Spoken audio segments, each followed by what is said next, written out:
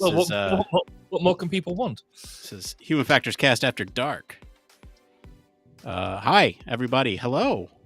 Oh, man. I can't believe we are here once again. We're back to normal time as well, which is a bit... Yeah. It's a bit jarring. Well, we got a show for you. Have we? I've got no idea, because as I was saying to you just before, in the pre-show, I've literally ran in from a meeting that was basically half an hour away, and came in just in time to be able to switch everything on and get everything up and running. I don't even know what the story is tonight. That's not true. I do actually know what the story is, because I think I read it earlier in the day, but I haven't been in the notes yet. So I'm just about to go to them and see where we're at. Yes, go take a look through the notes. There's I will warn you. There's like one it came from that just...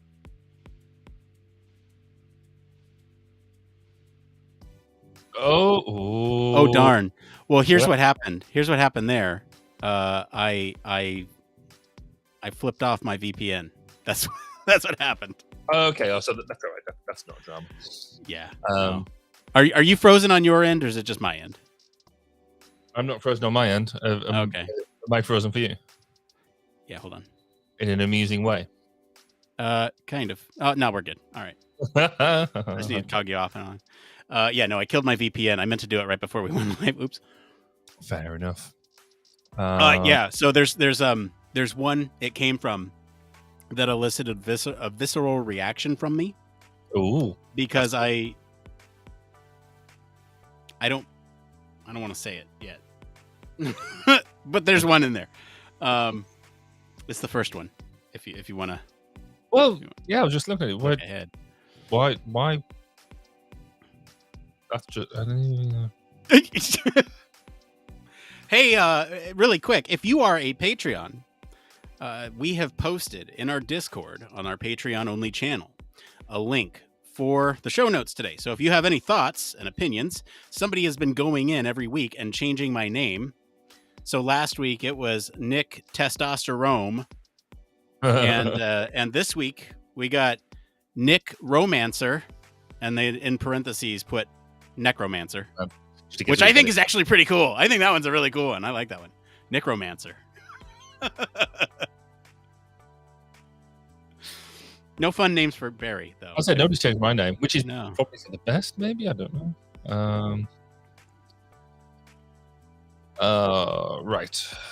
And I can't tell who did it. It was anonymous. So anyway, yeah, no, if you are a Patreon and you want to dial in or leave us a voicemail, you are free to do that. We've posted links. I've got to say, I was not annoyed, but because the fact that I wasn't on the show last week, but I was watching because I've got nothing better to do. I was chilling out in my in the cabin that we're in, and everyone else had gone to, because actually Amanda was ill, so she was in the bedroom, and so I was just sat down there chilling with a glass of wine. I was like, you know what, I'm gonna pop in, and so I did, and then I realized I could have gone in and sabotaged the show notes in massive ways, could have, and or just funny ways. And I completely, because I didn't take a laptop with me or anything, I completely didn't even think about that opportunity. See, and this is where I thought you last week were the one that was messing with the show notes, calling me Nick Testosterone. No, it wasn't me. Sorry. Okay. All right. No, so, why would you automatically assume I would do something like that?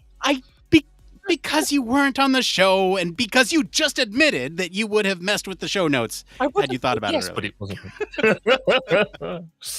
But I'm going to say it was. I almost felt like I was doing a usability review of the show, like watching it from the other side of the screen. Hold up. Does the show hold up? Oh, sorry. From that side? I thought you told me to hold up. I thought you were. No. Does the show hold up from that side? Well, it was all right. I don't. The host is a bit weird, I've got to be honest, but it was fine. Blake's not too bad. He's learning how to do it. He's getting that co-host vibe, sort of.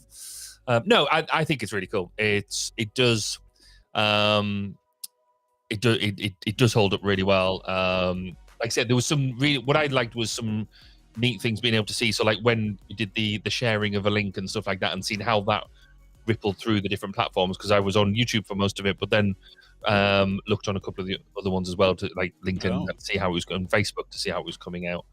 Yeah, so that. Oh, you mean like one of these? If you want to buy an It Depends sticker to support the show, you do that, yeah, exactly that. So, so it was really cool to see that sort of stuff, and it was just quite. It's just a shame I couldn't stay for the whole show because I was falling asleep. Nothing to do with the show content. It was just the fact that it was late. Sure. And I did lots of swimming. You can tell us we're boring. We're friends. Well, that's true.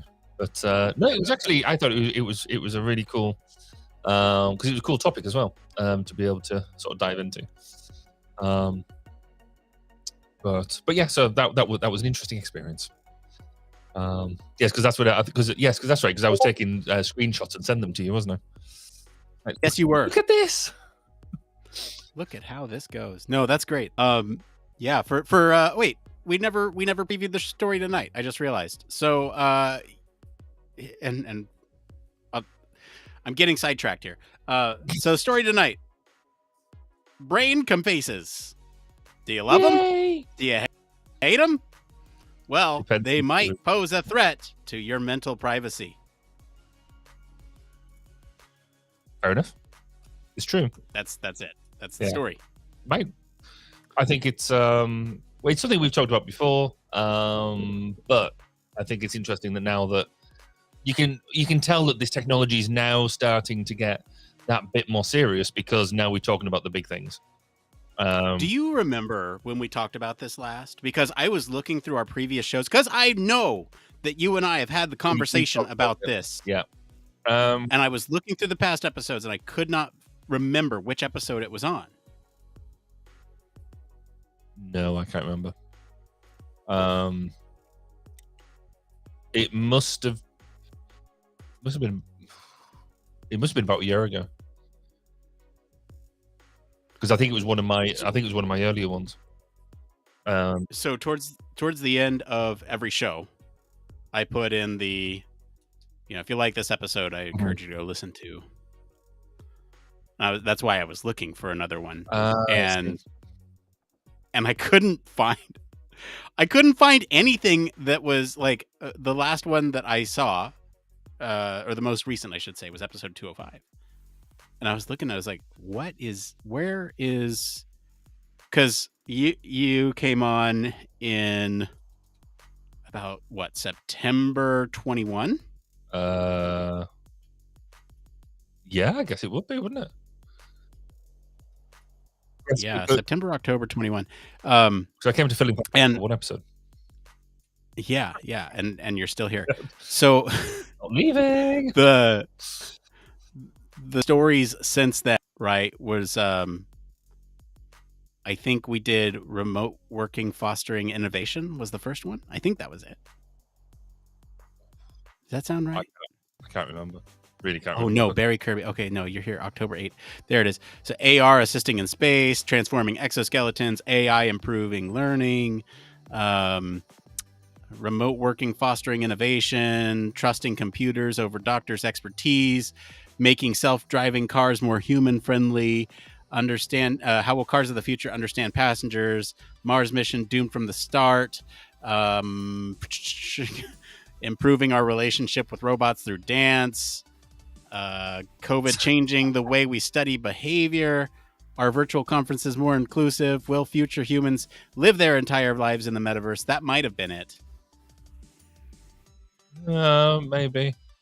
Was it a one? Was it a one? Because that was Jan 21 of last year. Because I remember making the quip, because it was about Elon Musk's drive to do the Brain HCI stuff. Because I remember making the quip around, I think if anybody else was doing it, I'd be down with it, but Elon being inside my head freaks me out. Yeah, I remember that exact thing. And I don't remember what episode it was from, because the next one is operating 130 drones simultaneously, paraplegics walking with assistance from technology. Like all these, I feel like it could have come up but I just don't remember which one it was in. If you are a Human Factors Cast super fan and remember, Yeah, can you tell us what we've done, please? look, I have a pretty good internal catalog in my brain of everything that we've done, but sometimes it just fails me, like moments like this. And I don't even know, like searching for it, like How would you? I don't like what would you have said? Do you have some words that you might have said that I can run against like our transcripts? Okay. I would BHCI, you need brain human computer interface, Elon Musk. So okay, so here's so we've definitely talked about Neuralink twice on the show. We had 137 and 179, and those were both before you were here.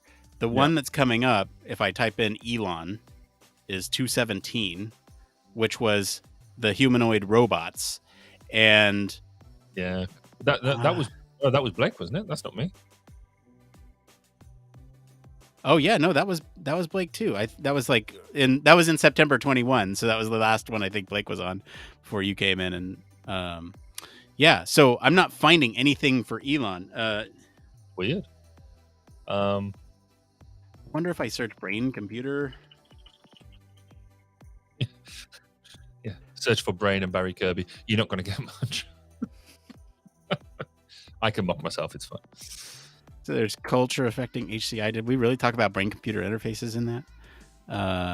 Chatbots, trust computers. Yeah, I don't know. It's a complete black box for me. I don't know, man. Anyway, here we are. Right. What we got? We've got 20 minutes. That's cool. Let's have a quick. Oh, cool. Getting some comments in there. Nice. In where? In our show notes. Oh yeah, sorry. Yeah. Okay, somebody's added that. Alex has added. I might move Alex's comment to into discussion. Yeah. You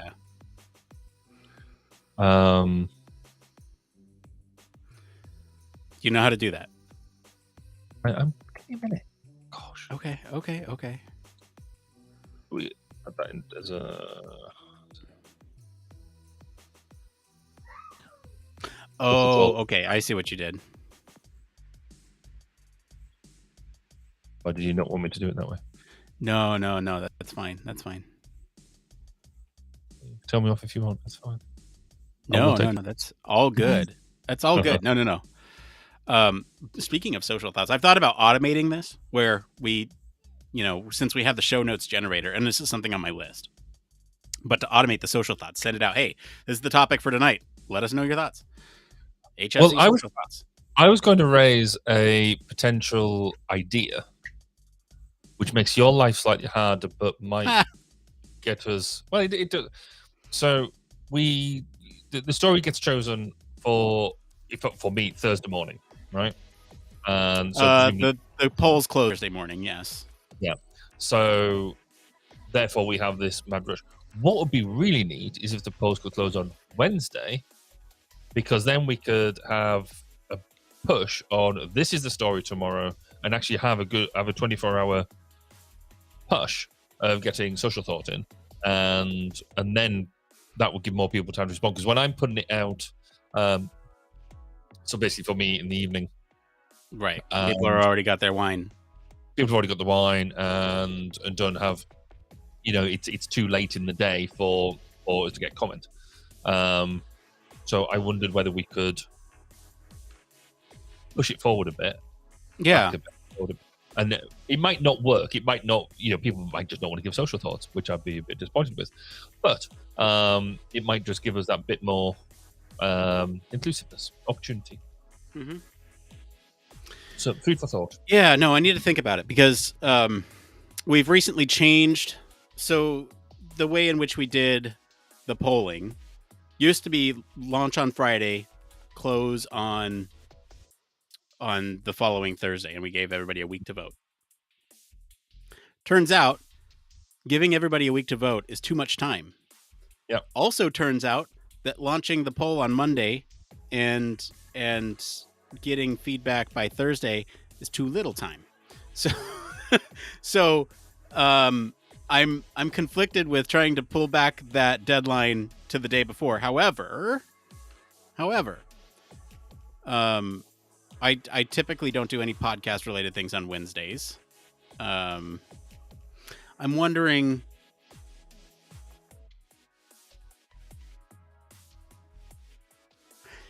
Here's an idea that I've played with for a while. What if, and I haven't found the right way to do this, but what if I do the news, I launch the poll that day for the following week's episode. So it'll be from like Tuesday to Friday or something like that. Then over the weekend, there's nothing, or maybe it closes on Sunday night, and then Monday, or So this is the workflow. This is the work, and this is weird that we're talking like show production meeting here, but I tend to find that some of these are fascinating when I listen to them, and so if this is not what you want to hear, then please stop us. But here's the workflow, right? So it starts collecting the results from the previous week's poll. Okay, that is where my mom's at the airport. Have a safe flight. Oh, wow. So it starts with collecting the results from last week's poll. Then you move into sourcing the stories for.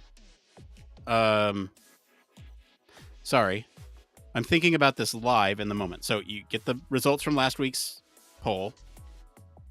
You then send out social thoughts and generate show notes for this week, giving everybody 4 days of lead time. So shows on Thursday, show notes go live on Monday. That gives you and I 4 days. It gives all the patrons several days to get in there and adjust the notes, make comments, etc., etc. There's a ton of lead time. We also post social thoughts out there. It gives everybody 4 days to comment on the story this week. Then go into the news stories, find them, source them, post the poll for the following week's episode. So that's the workflow. And I could build that in, and that would actually be easier in a lot of ways for me. But the trick with that is that we are already talking about a week old news cycle. Like we're on a week's old news cycle. Yeah. Already. And this would not necessarily introduce any new anomalies in that workflow. No, and actually in many ways I don't think that necessarily matters, because some of our stories have been in the bank for a while anyway. Well, yeah. Well, we pull some through. But there's I guess I don't know. I mean, I don't think. I mean, how often do we actually get a story that is so burning hot it's that week? I don't know, and there's nothing to stop us actually. This new story we must talk about, etc. I don't know. I don't know. I don't know whether it's more hassle. No. Or you don't get any value out of it. No. See, here's the thing: is I'm actually trying to optimize in a lot of ways, and I think this could work. Hang on, let me just sketch out some stuff real quick.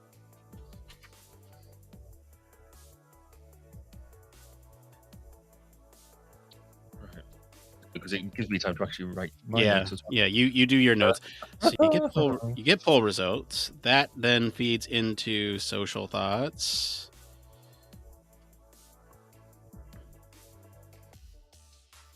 And I mean, this does give everybody a lot of lead time.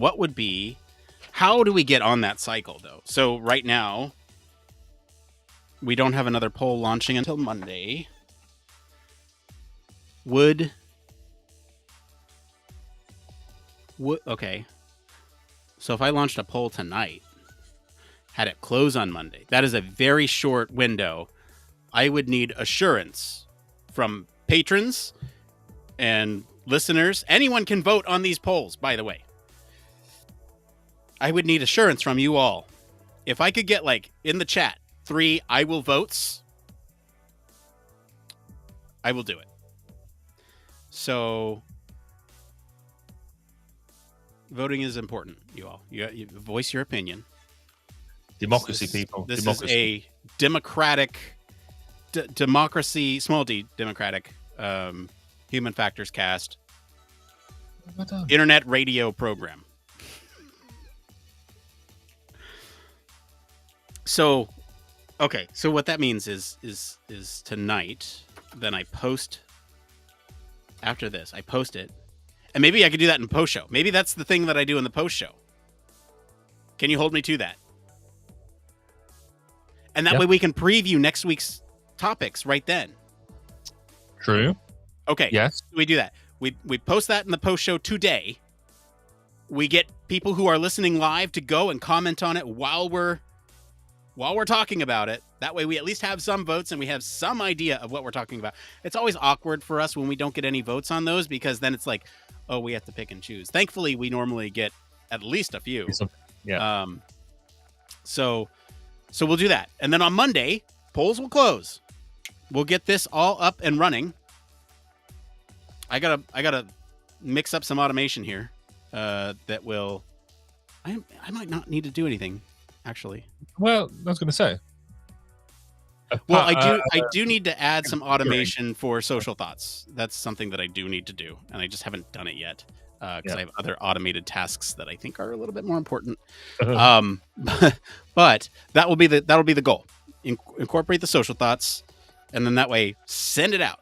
You know, here's last week's episode. The next episode is coming up on this, and we are talking about this, and give us your social thoughts. 4 days later, we collect all the social thoughts that have come in through a Twitter hashtag, through a digest, and add them, append them. That is, oh shit, that is good. Hold on, I'm thinking about more automation here. Yeah. So basically, what happens? We have the HFC social thoughts hashtag. Okay, every time somebody hashtags with that, it will take those, it will pull those into the document and append those in right under HFC social thoughts. So that way we get the tweet, the LinkedIn comment, whatever it is. We'll get all those social thoughts right there. Clever. If you can make it work. If I can make that work, that would be awesome. Yeah. And then that way it's automated into the show notes. We don't even have to worry about it. Hang on. HFC social hashtag. And then into append show notes. See, look at us. We are always attempting to improve the quality of this program that you all have here. Now, of course, this is a luxury for our patrons and our lab members. They can just jump right into these show notes. We post those every week. But the social thoughts, yeah, it's interesting. Interesting. We want to prioritize our patrons' feedback. Just $1 gets you in the door.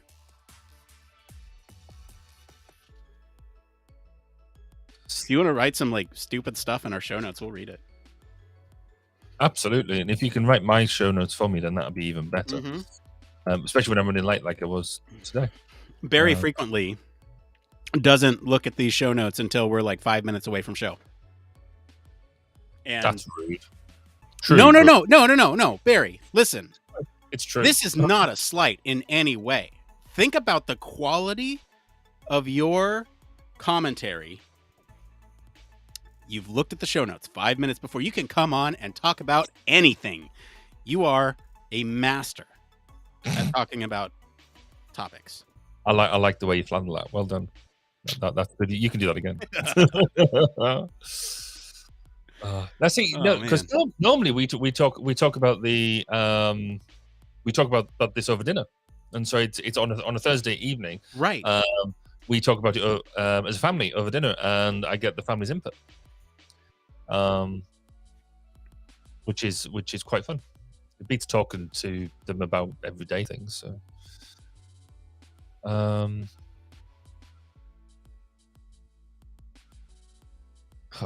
really? That second? No, is it the third one? Third it came from. Is that the? Ooh, hold on. Oh, the onboarding. Yeah.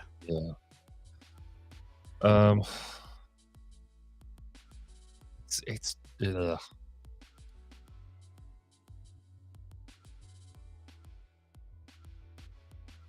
I really liked this. I really liked the second it came from tonight. Like that is just a great one.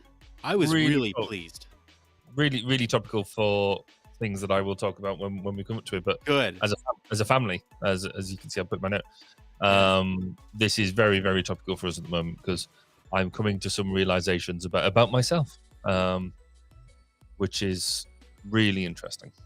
It is, isn't it? Oh yeah, if you're neurodivergent in any way, you're gonna want to stick around for that one.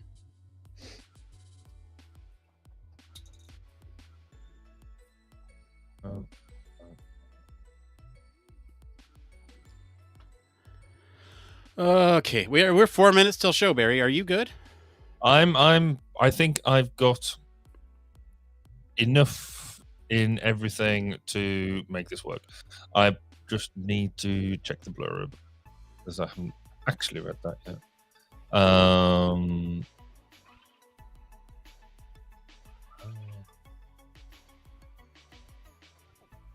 You Americans like your Zeds, don't you?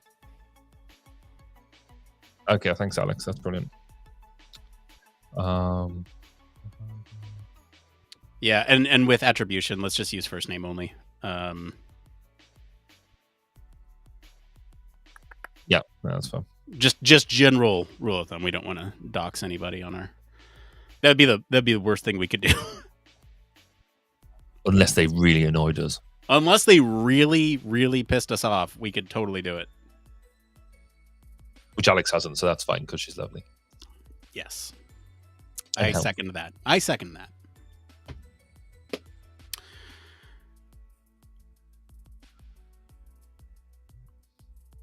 So since we talked about, I still don't. We should maybe encourage her to come and take my place in the show. Oh.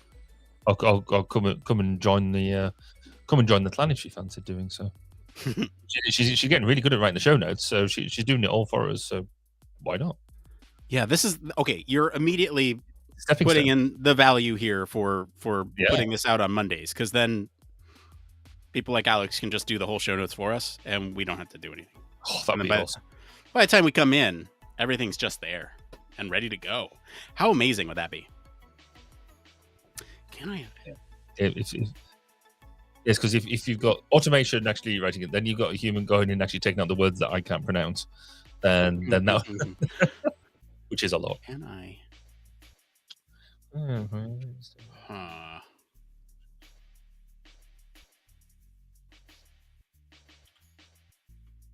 I hate this. I hate getting distracted by things that will bother me the whole show right before the show.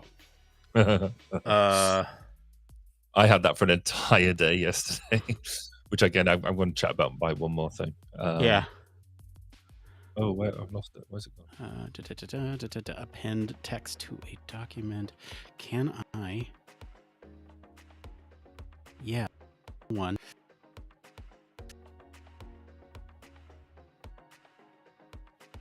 I'm getting hit with some lag here. Oh, that's not cool. I'm gonna have to search, and that's okay. That's okay. And the meeting I was at tonight as well, just out of mild amusement, I found out I'm keynoting a conference. I was like, an international conference. I was like, okay, I guess I'm doing that then. Can you get a recording? Well, I guess so. This is it's in August, I think it is. So, got to work out what I'm going to do it on. Cool. I would love. It's computing. It's that mix of computing, wearables, crypto, and human factors. Ooh. Yeah, Okay. Oh, that's cool. Oh, we've got somebody offering to promote the channel. Oh, that's nice of them. That's very nice of them. Oh, thank you. Okay, you ready for show? No, we good? but No. All right. Should I hit the go button? Hit that big red button. Is it red? Yeah. Well. Oh, you mean this button? Not that button. But no, not that button. No. We got a new button. We got a new button for that. You just right here. This button. Oh, a bit of that. No, there it is. Yeah. See that one. That's our new button. Oh, you really got shiny too. That's funny. I think that happens when somebody scans it. I'm not sure. Anyway, okay. Yeah, I'm gonna hit the button. We'll be right back.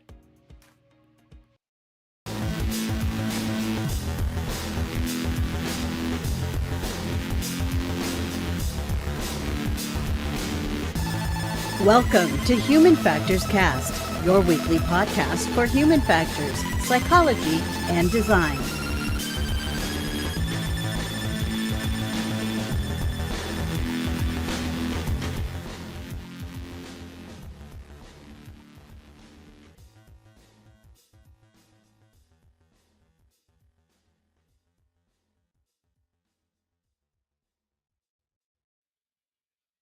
Greetings to you. This is episode 279. We're recording this episode live on April 6th, 2023. This is Human Factors Cast.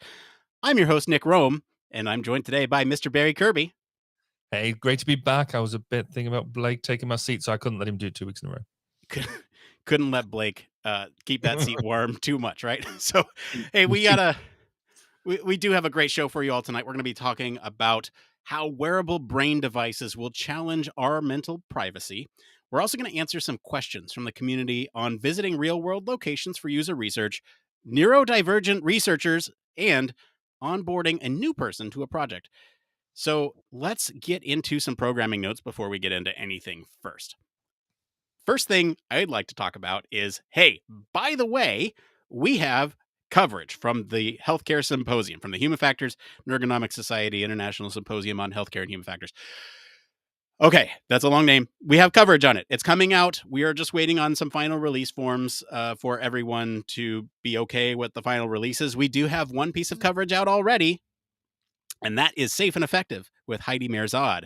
And if you're unaware, we have just recently announced Safe and Effective Medical Human Factors, a new podcast, part of the Human Factors Podcast Network. So Human Factors Cast network of podcasts. It's going to be a great show. Heidi and I have been working on this thing for months, years. And so be on the lookout for that. Some of the other healthcare symposium coverage you can look forward to, talking about the workshops that happened there. We check in with the student design competition winners and navigating challenges in human factors in healthcare. And we also do some conference and journal updates with some old friends of the pod. But Barry, I am dying to know what's going on over at 1202. So at 1202 live is the interview with Jenny Radcliffe, the people hacker, who talks to me about her career in basically social engineering, pen testing, and how she got into it, all the way from the early days all the way through to what she's doing now, being a world-renowned keynote speaker and TED talker. Her new book has been released and is available on Amazon and is actually a really good read. So we get into all of that. But coming up on Monday is an interview talking about naturalistic decision make with Rob Hutton. So that is going to go live on Monday, and that is also thoroughly recommended. Ooh, looking forward to that one. All right. Well, we know why you're here. You're here for the news, so let's get into it.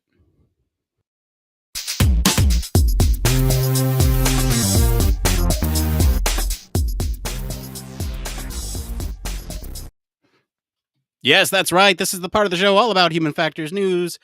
Mr. Barry Kirby, what do we have this week? So this week we're talking about wearable brain devices that will challenge our mental privacy.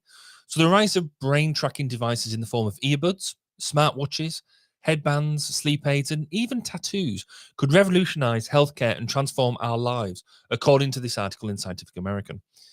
The possibilities are endless, from improving our ability to meditate, focus, and communicate, to offering personalized treatments for depression, epilepsy, and cognitive decline. However, the proliferation of these devices also poses risks to mental privacy, freedom of thought, and self determination. Employers increasingly seek out neural data to track worker fatigue levels and personality traits, and there are also reports of Chinese employees being sent home if their brain metrics are less than optimal. Governments also seek to access our brains, raising questions about individual privacy and autonomy. As brain wearables advance alongside artificial intelligence, the line between human agency and machine intervention is becoming blurred, prompting concerns about the offloading of mental tasks to AI and the erosion of independent thought. The article makes a call for action to ensure that neurotechnology revolution benefits humanity rather than leading us into an Orwellian future of spying on our brains. It advocates for prudent vigilance, an open and honest debate about the risks and benefits of neurotechnology, and the preservation of individual cognitive liberties. So, Nick, what are your thoughts? Are you able to give us your own true thoughts? Are you being brain hacked by AI just to tell us what the what technology wants us to think? Probably that one. So yes, we do need to be careful here. And I think that's the bottom line. Yes, let's be careful. I am still dubious about brain computer interface technology as it stands today. I'm not denying that it will be a thing in the future. And especially dubious of the ones that are connected to online systems that are tracking information and the sending and receiving of data from your brain to your brain. It's all very what is this going to do? Is it going to be very similar to how we treated the AI uprising just in the last couple months here? I think this article brings up some really good points. I think that it's alarmist in a lot of ways, but maybe we can actually think ahead of the curve when it comes to brain computer interfaces, unlike we did with AI. That is a potential thing here that we can look at. AI rose very quickly, and there's a lot of ethical privacy concerns when it comes to AI. Are we going to have those same questions when it comes to BCIs as they are eventually more mainstream? That's a question I have. I think there are some interesting, just high level things that we can point to. Like once we start communicating brain to brain, the speed at which we communicate right now is through verbal communication. You and I, thousands of miles apart, but we are communicating right now. What happens if I can communicate with your brain in such a fast way that we don't even need to have a physical conversation? That information can be transferred in a millisecond. And then if we're just transferring information back and forth, where does my brain end and yours begin? And if we're doing that with not just each other, but everybody else that we're interconnected with, and they're doing it with everybody else that they're connected with, where does our brain start and end? And where does the hive mind begin? These are like some really high level, scary things to think about. But that's just my initial thoughts. Barry, where are you at with all of this? Well, it just shows that, I mean, we've spoken about brain HCI or BCIs before, even though we couldn't necessarily find which episode it was. But I've said on a more than one occasion that, we've spoken about before in the context of Elon Musk doing, because he was trying to drive a lot of this at least 12 months ago, whatever. And we'd sort of said around, I'm quite up for the idea of BCIs, but not if Elon's doing it. I don't want him in my head. But it just shows that we were sort of joking around that to a certain extent, but it shows that that technology must be getting developed in a more serious way, because now people are concerned about it. It's now got to a level where we must be, I mean, I haven't seen it, so I can't comment on it directly, but it must be getting to a level of maturity where people are like, actually, there's something here. What's interesting about the scenario you just painted around passing that data between us, one of the big things I've always been really aware of when developing HCIs is around mental workload. And at the moment, you can sort of manage your own mental workload. That if somebody's giving you too much information, you can sort of stop. Can you just wait a minute? Let me process what you've just told me. Or look, I'm getting lots of information coming in from lots of different sources. You can switch some screens. You can manage your inputs that way. If we're connected on that level, how do you switch it off? How do you possibly manage the flow of data, and how do you not just end up in a sort of wibbling mess on the floor with all of the information coming through? Fundamentally, I think it's exciting. I think it's if we it's a, there's a balance here between policy and being terrified about what it's going to become, and therefore stopping the development in a way that we possibly don't anticipate with unintended consequence. But equally, like you alluded to, the rise of AI. I'm still very I still don't think it's as big a deal as people is making it out, because the way that we've described what it's doing at the moment, it's more about the abuse of it than what the AI itself does.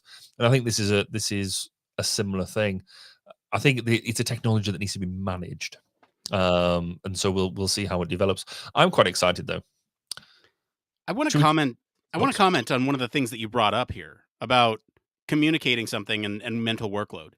This is a very interesting point because right now we are limited in the amount of information that we can send over. Like I said, I am communicating to you via verbal via a verbal modality right now.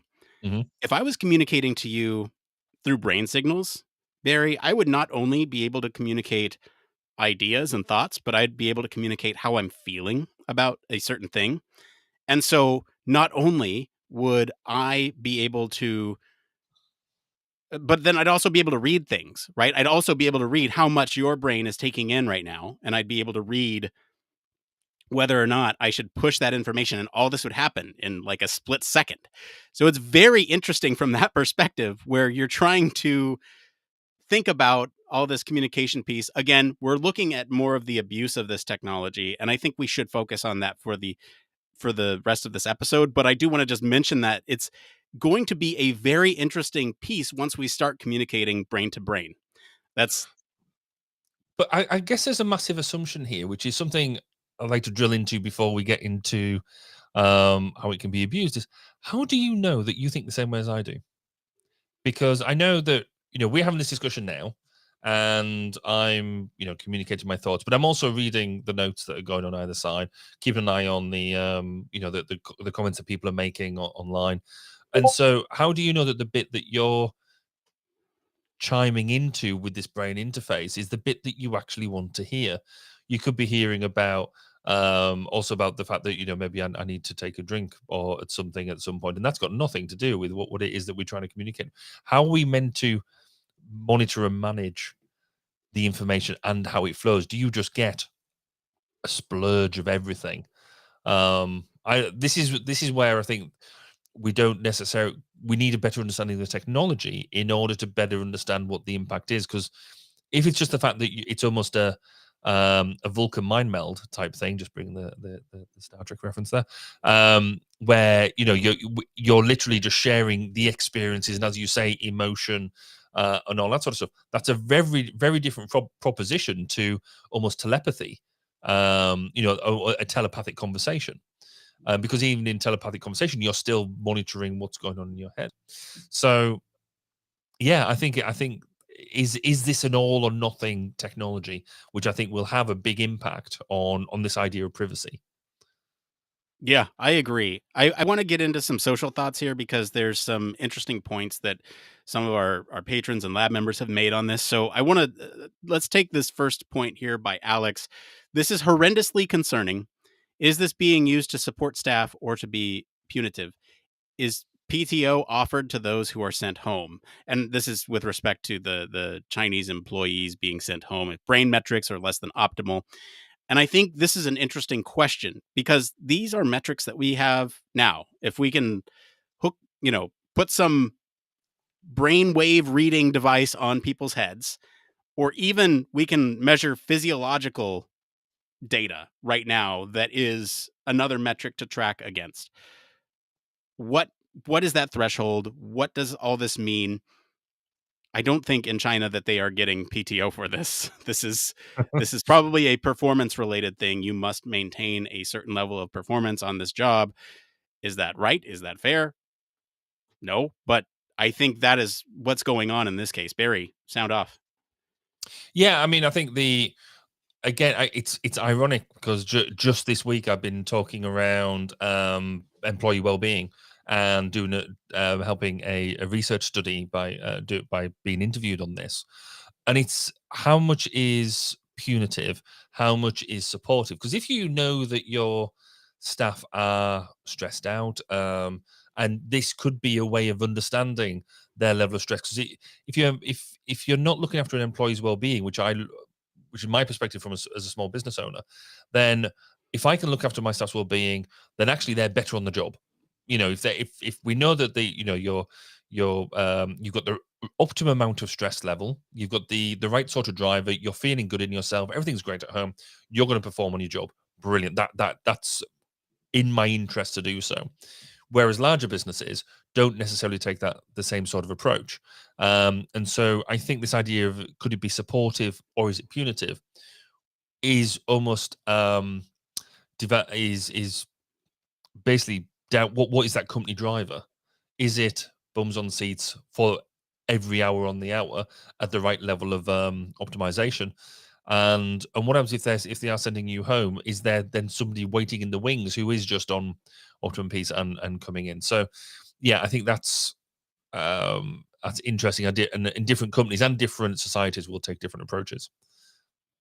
Yeah, let's just look at some of the companies that are trying to develop this technology, right? We mentioned Neuralink already, but you also have major tech companies like Meta, Snap, Microsoft, Apple. They are all looking into this type of technology, which is kind of scary when you think about all the data that they already have access to.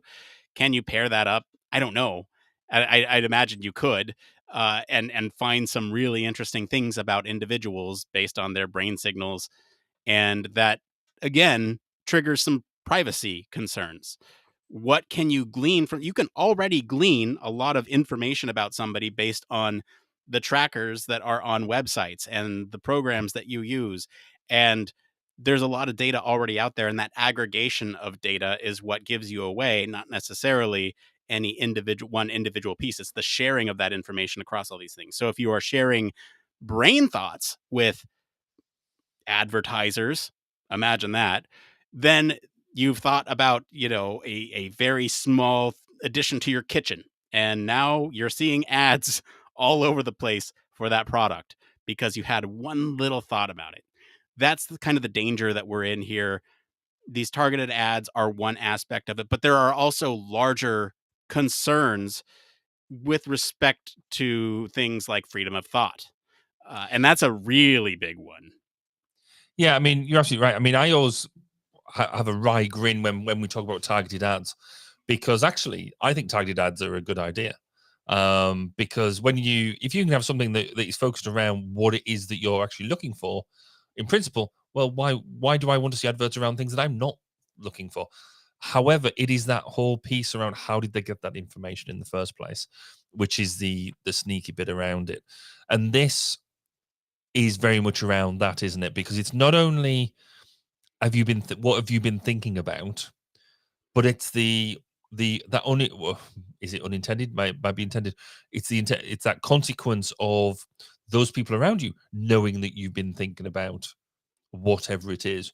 So if you're sat there going, "Oh, I just want a new car," then suddenly it comes up in front of your partner that you want a new car and you can't afford, that type of thing. It could even be worse than a new car.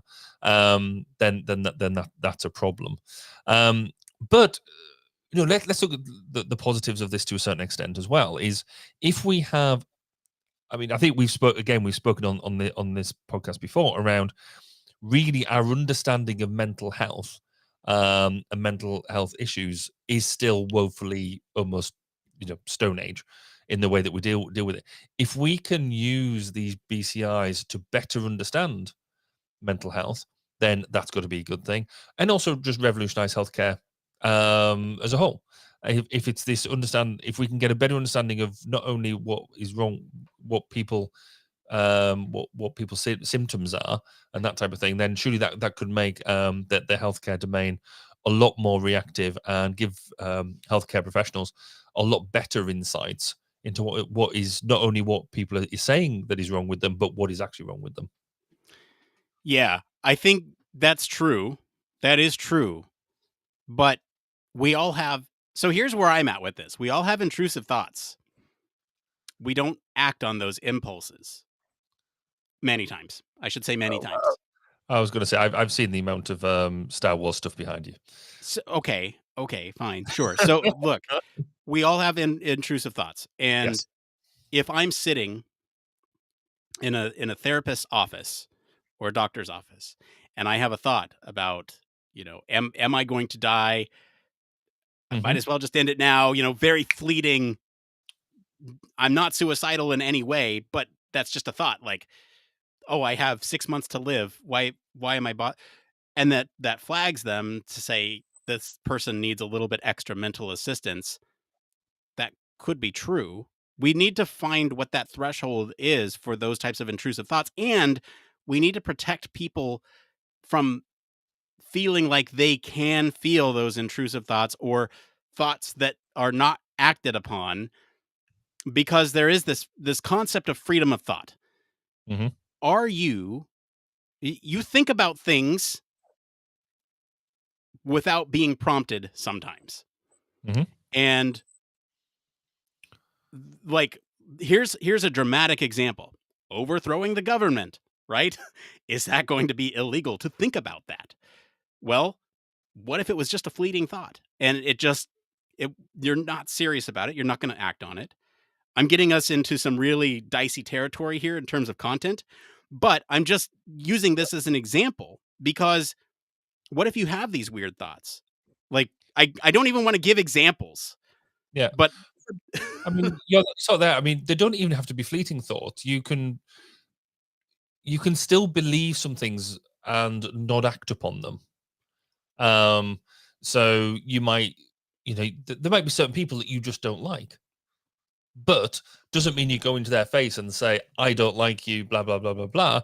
You manage the situation accordingly, and if you cannot put your, politicians, full stop, are very good, whether you support them or not, doesn't matter what party they're on or all that sort of stuff.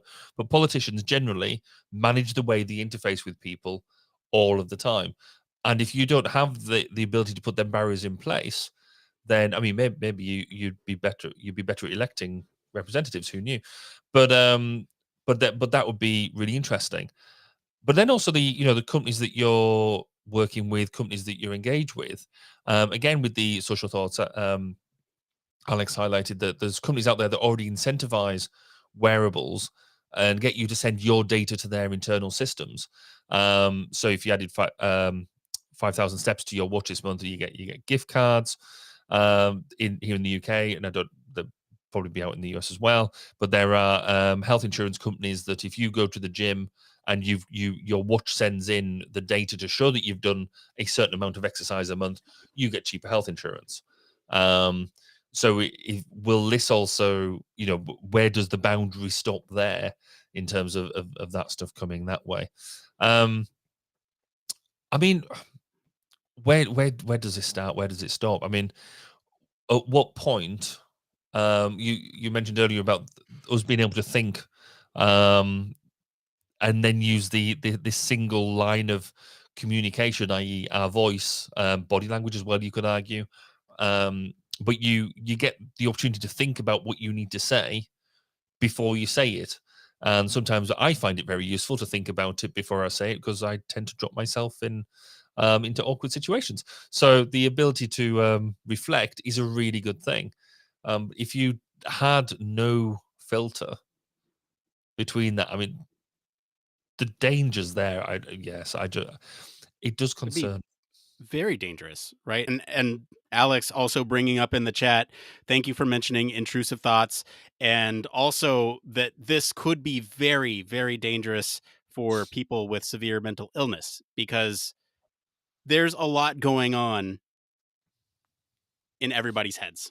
And when we look at people with severe mental illness, that can definitely be challenging to experience some of those thoughts when, again, maybe not going to act upon them, or maybe the intent is there to act upon them. And how do you tell what the intent is behind somebody when they want to do or act upon a certain thought?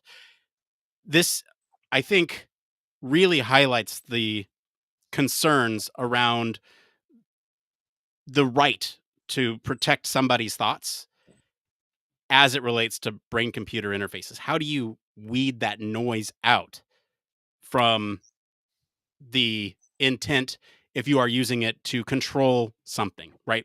You are a factory worker and you are attempting to harmonize with some robotic component within the factory, and you are controlling it via your brain. How does it parse out all of the other stuff that's going on in that brain as you are trying to control that thing? Is it also monitoring and downloading that data and parsing that data and understanding what about you is going on in that moment? If you're distracted, if you're thinking about things at home and you're at work, is that going to impact your ability to communicate via BCI with that robotic arm? I think all this really comes down to is the need for a brain computer interface bill of rights, if you will, right? I think there's like this AI bill of rights that everyone's talking about, and I think we need something similar for brain data, because these are the issues that arise when you start to think about everything that's being collected and everything that could potentially be misconstrued because it's a data signal coming from your brain. So, what happens then with your BCI Bill of Rights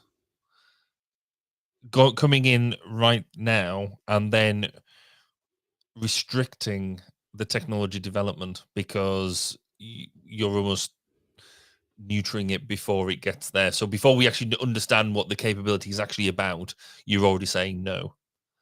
Do you think that's a problem? Do you think that's an issue there that we might not? I think it's the right approach. I think we should have done that with AI. And there's been a massive pause, like just use AI as an example. There's been a massive Yep. call for a pause from a lot of top AI developers, and I think a lot of this is probably competitive reasons that Yeah, I was going to GPT say is that. so far ahead of them that they need 6 months to catch up. But I mean, there's still this call for a pause, and the reason cited for this pause is that we need to think about the implications of artificial intelligence before we start implementing it everywhere. I think thinking about these problems, or at least defining the boundaries, and I don't think that would necessarily limit the technology, Barry. I really don't, because if we establish we all have freedom of thought, and we cannot that is a right that we Mhm. cannot overstep. Treat it like guns in the US. We you have more protections than Bad women's example. choice, right? No, I'm just saying, like, think about it that way, right? Because that is how we need to think about our freedom to think what we want to think, Mhm. and not have that be fed into malicious actors, or having some sort of consequence for having intrusive thoughts or having a mental illness in your head because you've thought something, right? I think establishing those boundaries ahead of time is good, because then it allows us to put those limitations on the devices that we're building, and it forces us to think about how these devices are going to interact with us given those rights that we want to establish. So I So think it's the right way to go. so just playing devil's advocate, Sure. because I largely agree with you. Um, Given that we don't actually know what construes a thought legally, so what is a thought? and what gives you a basis for an actual thought as opposed to a fleeting thought, as opposed to a grounded thought, or are there different types of thoughts? And how is it represented? How is it actually stored in the brain? How can you prove that you had a thought in the first place? All them sort of issues. What is the definition of a thought? There's a whole, because this technology, I still don't think, or our understanding of how this technology works, I feel could just, with the best will in the world, I've seen lawmakers and policymakers, we've spoken about this before, in our national institutions, who know nothing about what they're talking about, have no, I was going to say intelligence, that's probably the wrong word, or maybe the right word, but you've seen the way that they interviewed the likes of Mark Zuckerberg and people like that with just inane questioning. I mean, imagine with something like this, them trying to create policy around something they truly don't understand and just want a political point score. That will kill off any benefits that we've described tonight around, the ability to treat people's mental and physical health in a better way, the better way to do some of that. So I think you're absolutely right. There is got to be some, there's got to be some protections, something around that. I just don't know. I don't think that we are mature enough to articulate it. If only we could access our own thoughts. But I jest, but there are also risks when it comes to these types of things too, because even if we establish a hard boundary to say these types of thoughts we store behind secure data centers that should not be accessed for malicious purposes, well, then you introduce this whole cybersecurity issue of what happens if a malicious actor actually gets into those data stores and processes those thoughts that we've established should not be public. And should we then, as a society, really a Western society, I should say, should we determine that all these thoughts cannot be stored? And I think that is the right way to go. Certain thoughts, and you're right, categorize the thoughts, and then certain thoughts should not be stored in a data center anywhere, because that would be trouble, I think. At least it would introduce a lot of privacy concerns. It would get rid of the issues when you think about hacking or malicious use, especially, hacking the data centers, at least where that information is stored. I think there's a lot to think about here, pun intended, but I really like, you're thinking about like all these major tech companies, they want your data for various reasons. And we bring up the different applications that this could play in healthcare. And I think if we treated it very similarly to how we treat health data without the breaches, then I was going to say, okay. without the breaches, and that's always going to be an issue. I don't know what else to do about that other than. No, I mean, but again, we don't stop building cars because of the risk of car theft. We don't stop. Right. We don't stop building supermarkets because the risk of shoplifting. I think it's absolutely something we need to be aware of and cognizant of and engineer for. It should be something that is part and parcel of our development. But I also think we don't stop developing just because of the risk of, otherwise you'll never fix it. It'll never get there. I think again, the interesting thing about we spent a lot of time thinking about, what happens if these thoughts get out in the public and that type of thing. But actually, I think there's a really interesting human factors issues here around how do you turn it on and off? How do you, what are the processes involved in communicating? Establishing one-to-one communication, not only between people, but actually, as you said, if you're controlling something, how does that happen? Because not only, you use the example of a remote arm. What about an airplane?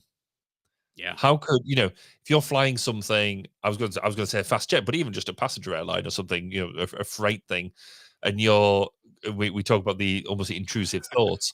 You're flying along, going, and then you're suddenly like, oh, that's a pretty cloud. Oh, cloud dead. What are the because I can't stay. I mean, you can tell just by the way I talk. I rarely stay on track with one thought process from start to finish. So how do you the interesting bit about developing software that is going to deal with that is going to be incredible. Yeah, I agree. I think you're right. There are plenty of domains in which this could be mission critical. You have military applications. Don't shoot, don't shoot, don't shoot. Like, I'm just saying, Yeah. this as a weapon of war could be really dangerous. You also have government uses where it could really raise some important ethical privacy concerns when it comes to individual rights. Are we allowed access to our public servants, elected officials? Are we allowed access to their thoughts? Or do they have that freedom too? Should they have that freedom? These are all questions that we should be thinking about. What just with the government, what about your Yeah. justice system and your Yes. person sits there? Are you telling the truth? Well, let's hook you up and find out. Let's hook you up and find out. And then there's also sort of the exacerbation of some of these inequalities that exist right now in society. You could have further discrimination based on how people think if that information is made public. Can you imagine a system that like shocks somebody every time they have a racist thought? I would love that personally, but like you think about it, right? People, I hate to even say it, but people they should have that freedom of thought. And that is what we're talking about here, right? We can't shock somebody every time they have a racist thought or every time they think about, skinning a cat or something. Like, these are things that should be, I hate to say even but you should also have the freedom to think about, man, what would my life look like if I had $1 million? Something completely innocuous, something Mhm. completely unrealistic. But at the same time, it's like, you're not going to do anything with those, I guess, positive, well-intentioned thoughts. So why would you do anything with the negative thoughts as well? It's a very tricky, dicey question. And again, who has access to this? All this stuff is just insane, right? Like, I can barely wrap my brain around it. I think I am experiencing some workload Mhm. overload here. Maybe you Barry, need to be able to jack into your brain and just get them thought in a pure state and put them out. exactly. A podcast can be communicated in half a second in the future. Barry, do you have any other closing thoughts on this article before we get Oh, on to the next part? I think bring this on. I can't wait to see how this develops. I think Oh, yes, it's scary, and it's analogous to the AI thing.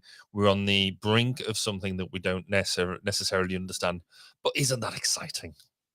ah, kind of. I don't know. I'm down with the AI thing, but when it comes to like getting in my brain and understanding my thoughts, I'm a little more. And maybe that's just me. I don't know. How do you all think about it though? Like, I want to know that. Thank you to our patrons and everyone for selecting our news topic this week. And thank you to our friends over at Scientific American for our news story. If you want to follow along, we do post the links to all the original articles on our weekly roundups in our blog. You can also join us in our Discord for more discussion on these stories and much more. We're going to take a quick break. We'll be back to see what's going on in the Human Factors community right after this. Are you tired of boring lectures and textbooks on human factors and UX? Well, grab your headphones and get ready for a wild ride with the Human Factors Minute podcast. Each minute is like a mini crash course packed with valuable insights and information on various organizations, conferences, usability methods, theories, models, certifications, tools, and much more. We'll take you on a journey through the fascinating world of human factors, from the ancient history to the latest trends and developments. Listen in as we explore the field and discover new ways to enhance the user experience. From the Think Aloud protocol to the critical incident technique, focus groups, iterative design, we'll make sure that you're the smartest person in the room. Tune in on the 10th, the 20th, and the last day of every month for a new and interesting tidbit related to human factors. Don't miss out on the Human Factors Minute podcast, your ultimate source for all things human factors. Human Factors Cast brings you the best in human factors news, interviews, conference coverage, and overall fun conversations into each and every episode we produce. But we can't do it without you. The Human Factors Cast network is 100% listener supported. All the funds that go into running the show come from our listeners. Our patrons are our priority, and we want to ensure we're giving back to you for supporting us. Pledges start at just $1 per month and include rewards like access to our monthly Q&As with the hosts, personalized professional reviews, and access to the full library of Human Factors Minute, a weekly podcast where the hosts break down unique, obscure, and interesting human factors topics in just 1 minute. Patreon rewards are always evolving, so stop by patreon.com/humanfactorscast to see what support level may be right for you. Thank you, and remember, it depends.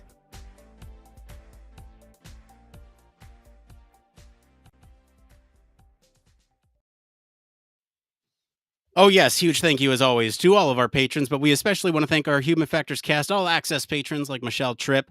Patrons like you truly keep the show going. And if if we're going to read this dumb commercial, cue funky music. I don't have funky music. Hello, listeners. Do you love our podcast so much that you want to become more than fans? Perhaps fans with benefits? Well, you can always support us on Patreon. Just $1 gets you in the door. But what exactly does your generous support on Patreon pay for, you ask? Well, enlighten you with all the nitty-gritty details. Firstly, it covers the monthly hosting fees. It takes cold hard cash to keep our podcast accessible for your listening pleasure. Next up, annual website domain fees. I mean, who knew websites? You have to pay for real estate too, but it's necessary to keep our little corner of the internet up and running. Let's not forget about the annual website capability fees. Let's just say we need some extra magic behind the scenes to keep things running smoothly for all you lovely listeners. Patreon also helps us pay for programs and automation behind the scenes. Yep, we like it fancy and efficient at the same time. And last but not certainly least, your support on Patreon helps us get products and services that help assist with our audio and video production, because let's face it, we may love talking, but we also want it to sound as fancy and as polished as possible. And the cherry on top, we get to live stream to help us reach more people on different platforms. That's right, we're not just a one platform wonder. So listeners, let's become fans with benefits and become a Patreon supporter now. Help us continue to produce the fun and informative podcast that you know and love. Trust me, we'll make it worth it. All right, let's get into the next part of the show. It came from...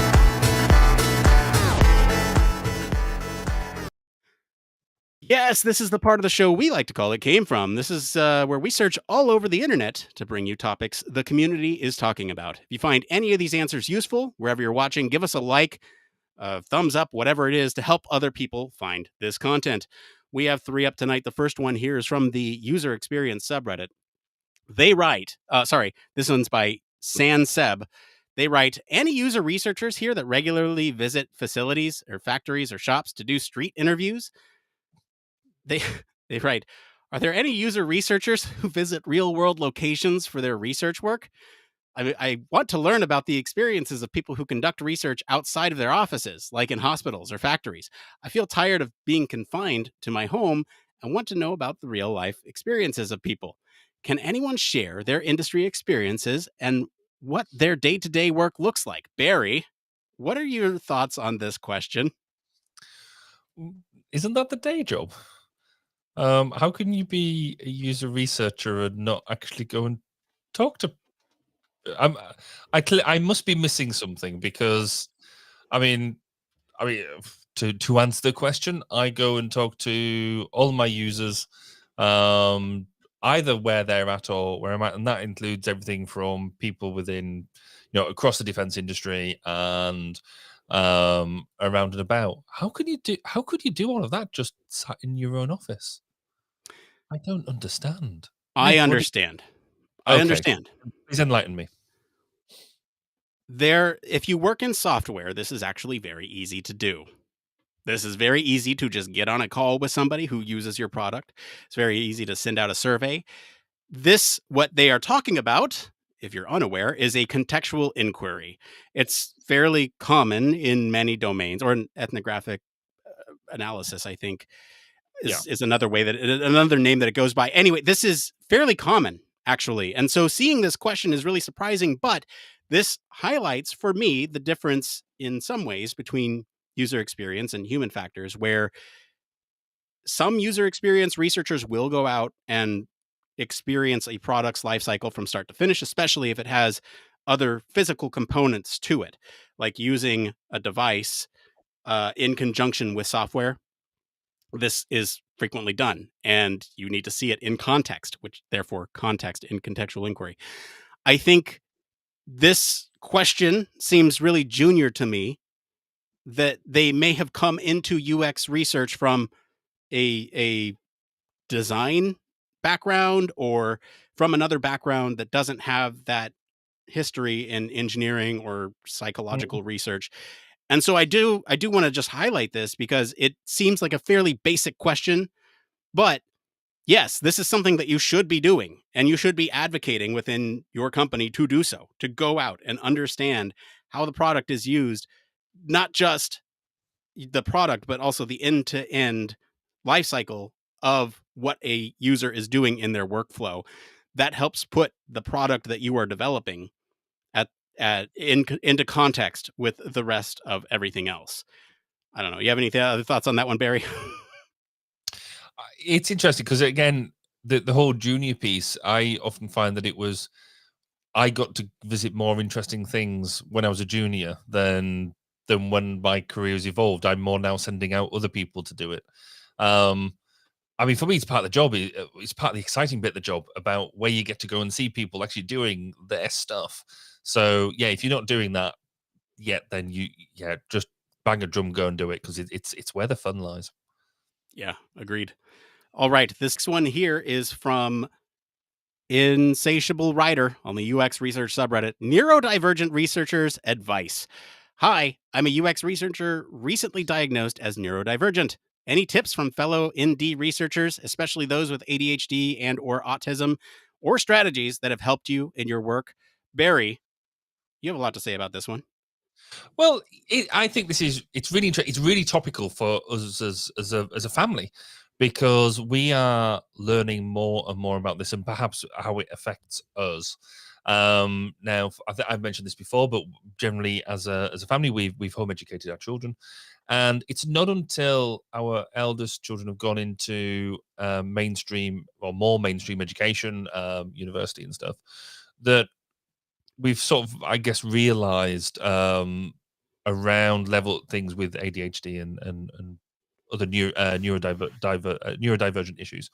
And it's the fact that we see these as a problem, but actually for us, it's more about what what are the what are the superpowers that they give you, which I think is more interesting. We always tend to talk about ADHD and autism. How do we cope with it? How do we try and make you normal again? And for me, that's just utter rubbish, because the people who have ADHD, or maybe somewhere on the autism scale, or what, however we classify it, it just means that you've got different skills, you've got different ways of thinking about it, which actually give you different advantages, because you process things in different ways. So it's not, for me, it's not about how we cope, but I quite like the way that this has been sort of been put, is about how's it helped. And for me, it's about understanding and having a better understanding of really, once you understand how this affects the way that people work, and therefore what makes them work better, then you can actually scope the work around how they work. And so if they're better at doing maybe some more analytical things, or they only work really well at a certain time of day or something like that, then work to that. Fundamentally, I call it work to the superpowers, because everybody's got them. Everybody's got their own ways of working, and it's just different flavors. But it is interesting around, I think, now as well, that our understanding and viewpoints around ADHD, autism, and mental health in general is evolving actually more rapidly than I give it credit for, because it isn't that long ago that we'd be looking down on ADHD with a certain level of disdain, whereas now I think we are much more grown up in terms of recognizing what it is, and that it's not a disability. It's it's a thing. It's an actual something. It's not something to be looked down on anymore. Nick, what do you think? Speaking as someone diagnosed with ADHD, it comes in many flavors. there's, sort of the executive dysfunction, the distraction, the hyperfixation. They all come and go, and there's various cocktails of mixtures of all those things in people diagnosed with ADHD. And I think, like you said, Barry, use them to your advantage in whatever you're doing. For me, one of the things that I found out about myself is that I work most efficiently when I can block out distractions. So between the hours of 12 and 3 a.m., when there's no news cycles going on, there's no kid awake, my wife's asleep, I can solely focus on the things that I need to focus on. Now, that results in poor sleeping habits, but I've found out about myself. So if I need to go on something at that time and I'm fully awake to focus and that hyper focus from 12 to 3 and get something done. There's also the distraction element, and I experience a lot of this throughout the day where, even in my day job where, focusing on something like user interviews, that is really hard. So I try to record things if I can. When you're in a space where you can't record things, like a classified space, it makes things very difficult. But having a dedicated note taker, so I can focus more on things like the flow of the conversation rather than the content. I am aware of what's being said, but I'm not committing any of that to memory. So these are some of the tricks that I've picked up along the way. That is a best practice to have a note taker, but something like that where you are sort of planning for the things in which are going to be more difficult for you, or that actually, like you said, Barry, are superpowers in some way, like that hyperfixation. And so planning for those types of things in the way that you plan your work is what I've found to be really helpful. Now, I will mention, anyone interested in this topic can go and look at the Reddit post further. There's a lot of really great advice in that thread, and I highly encourage you all to go look at that. Let's get into this last one here. This one is by Kava Kratava on the user experience subreddit. I'm a lead designer at a consultancy firm. I'm onboarding a new person to my project. What's your go-to way of doing so? Hi, as a lead UXer, how do you efficiently onboard a new member to the team? I'm currently onboarding a new colleague to our project, and I'm looking for some tips and advice to make it a smoother process. Barry, what do you think?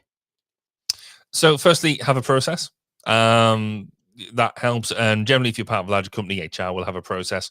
But just because the HR has a process to get them into the company doesn't necessarily mean that that's the best way of getting them onto your project or within your team. So I always still advocate that within a team and within a project, have an onboarding process. And that should just be an overview about what the project is. So if we're talking about the project as per the question, then have 2 or 3 slides on what the project is about that you can offload to anybody who joins the project, and make sure you keep that updated. Have the key list of contacts up to date and available. This is where, actually, I find having an intranet site for projects is really, really useful, because you have an information page, FAQ type thing. And I do that for all projects, no matter how large or small they are. So that helps new people come on board. But fundamentally as well, it's never smooth, because different people have different needs, different wants. They're coming into different parts of the project. They'll have different anxieties. So when somebody joining a project new is going to be anxious about something, you're bound to be, because you're stepping off into the unknown. Some people might be worried about the process. Some people might be worried about the customer. Some whatever it is, imposter syndrome, all that sort of stuff. So whilst you have your process there, don't forget the person. Talk to them all the way through it. Certainly within the first 2 weeks is generally, make sure you have constant catch-ups with them. Ask them how it's going, and ask them what they think they need to be able to do stuff. And then the last bit we always try to do is write it down. At the end of their onboarding, try and get them to write down what they thought went well, what they thought didn't, and include that in use that feedback for the next person, because you just enrich in that process. Nick, how do you do it? I'm actually going to use this as an opportunity to plug the lab, because we've been going through some updates to our onboarding process recently, and this just felt very topical for that. So here's the thing. We have a lab onboarding checklist that we look at, and this is, first things first, get them access to everything that you use. That is sort of the baseline. But you're right, there are more things to that, and as it comes to each person, you're going to want to have a one-on-one meeting with that person to talk about their goals, responsibilities, expectations working on any given project. You're also going to want to assign them tasks that work well with their skills and that are relevant to their experience and that are allowing them to build confidence in their role. You don't want to send them off the deep end right away. You want to do a slow roll into working on these projects. And just me personally, I've been working on a lot of stuff behind the scenes at the lab just to make sure this is a seamless process, all the way from automated workflows where you have an automated email that comes out with, here's some next steps, here's everything that you need to do. Like I said, that onboarding checklist, making sure that the workflow of that checklist accurately matches how information should be revealed and exposed to the new person in the lab. There's a lot that goes into onboarding, and it can go very, very wrong. Barry, like you said, it's never smooth. And just know that frequent communication is a good thing. And I'm not always the best at that, but I think that is what is going to help in those cases for onboarding new folks. Yeah. Okay. One more thing. That's it. One more thing. What's going on, Barry?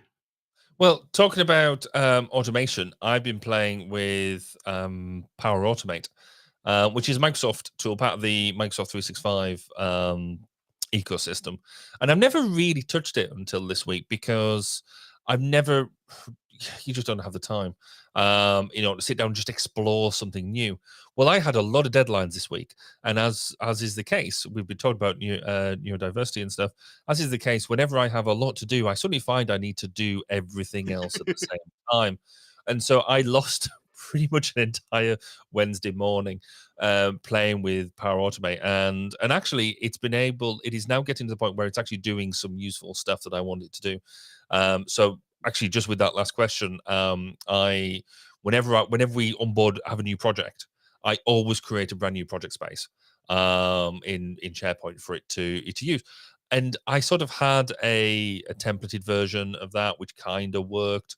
Whereas now with Power Automate, I found I could do it more efficiently and update my SharePoint lists and create links.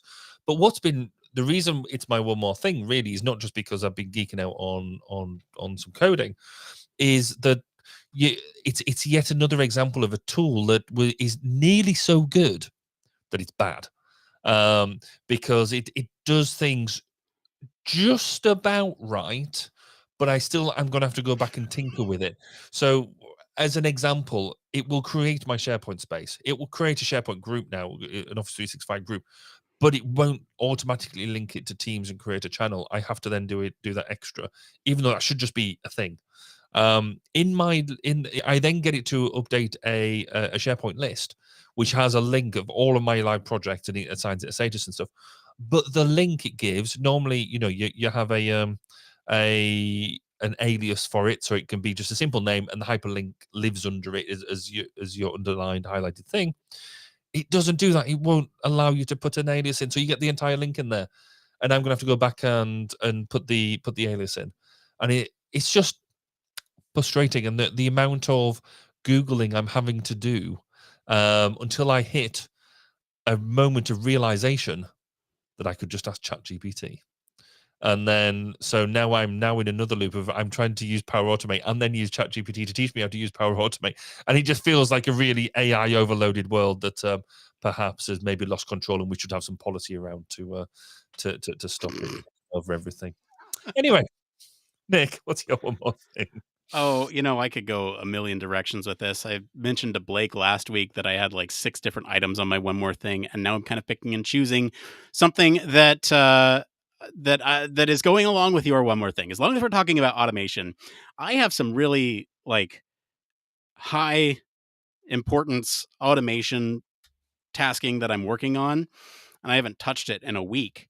And I'm forgetting everything that I need to do to make that automation work. And to give some perspective, this is not a simple automated workflow. This workflow has something like 30 something steps, and these automations happen over a 2-week time period Wow. span. So it's a lot of, and they're referencing multiple different documents and multiple different, like, I'm trying to automate a major pain point, and to just like put it down for a week, I keep telling myself I gotta sit down, and I haven't touched it since last Wednesday. I keep telling myself I gotta sit down and actually look into it and actually figure this out, because it's going to have measurable impact for the things that I'm doing. And I just it's not necessarily the work, it's the thought process of how do I get this thing to work in the way that I want it to. Because, like you said, Barry, if you get just close enough, it's not going to be. It's almost going to cause you more rework to go back and fix those things than it would be to just get it right. And I'm trying to get it to the point where it works very similarly to how we have our show notes now. We don't have to do a whole lot of work on our show notes. So that's where we're at with that. But I'm trying to get this to be very similar to that. Yeah. And I can keep these other one more things for later. All right. Well, that's it for today, everyone. If you like this episode and enjoy some of the discussion about BCIs, I'll encourage you to go listen to episode 205, where Blake and Elise break down what it's like to drive an exoskeleton using brain signals. Comment wherever you're listening with what you think of the story this week. For more in-depth discussion, you can always join us on our Discord community. Visit our official website, sign up for our newsletter, stay up to date with all the latest Human Factors news. If you like what you hear, you want to support the show, there's a couple things you can do. One, wherever you're listening, just stop what you're doing. Just go leave us a 5-star review, whatever platform it is. That's really helpful. 2, you could always tell your friends about us. That is the number one way in which we grow as a podcast, is that word of mouth. And 3, if you have the financial means to do so, you want to do it, you can always consider supporting us on Patreon. Just $1 gets you in the door for a bunch of different cool things. As always, links to all of our socials and our website are in the description of this episode. Mr. Barry Kirby, thank you for being on the show today. Where can our listeners go and find you if they want to talk to you about hooking up to your brain and understanding your thoughts? You don't want to do that. But if you want to come chat about it anyway, come and find me on social media, Baz_K. Or you can come and listen to me interview various amazing people around the Human Factors community on 1202, the Human Factors podcast at 1202podcast.com. As for me, I've been your host, Nick Roome. You can find me across Discord and across social media at Nick_Roome. Thanks again for tuning in to Human Factors Cast. Until next time, it depends. Woo! Good show. Knocked it out the park. I'm not going to say what I was just going to say, but that was a good show. I will type in chat what I was about to say. Okay, fair enough. Oh. Gosh.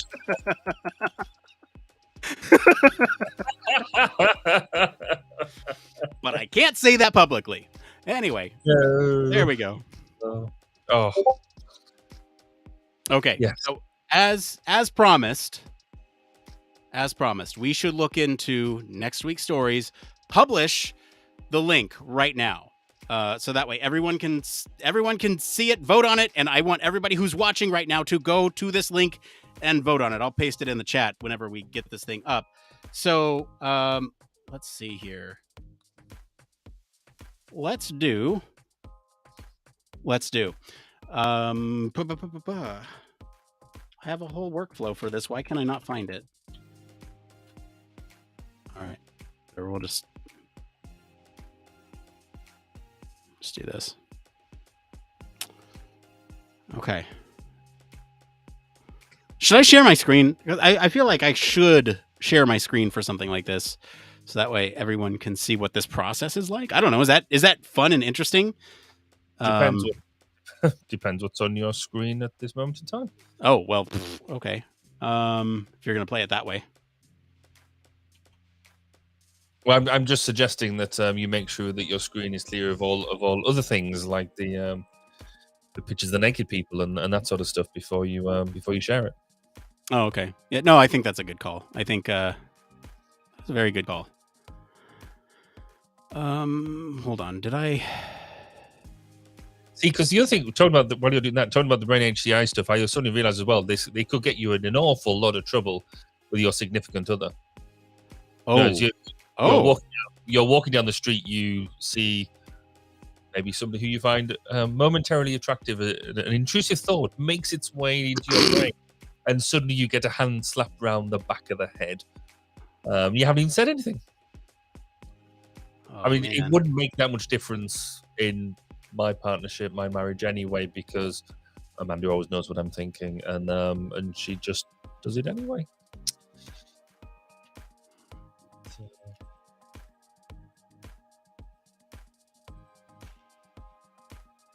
This is interesting.